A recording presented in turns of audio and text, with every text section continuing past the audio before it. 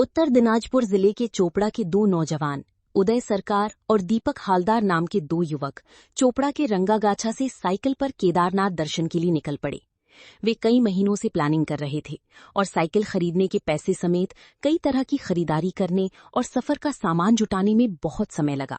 लेकिन आखिरकार वे दोनों युवकों ने अपने इरादे को पूरा करने के लिए वे उत्तराखंड के केदारनाथ मंदिर में बाबा भोलेनाथ के दर्शन के लिए साइकिल पर निकल पड़े। वैसे तो वे गांव की जानी मानी लड़की थी, लेकिन घर और सड़क के दोनों तरफ आम लोग भी दोनों लड़कों को एक बार फिर हिम्मत देने के लिए आगे आए और हौसला बढ़ाया। कहा जा सकता है कि अपने सपनों को पूरा करने के लिए दोनों नौजवानों की ये जबरदस्त हिम्मत चोपड़ा इलाके के कई नौजवानों को अलग तरह से सोचना सिखाएगी। মানে সাইকেল নিয়ে যাবেন আপনারা? সাইকেল নিয়ে যাবো। কতদিন লাগবে? এখন 1 মাসও লাগতে পারে।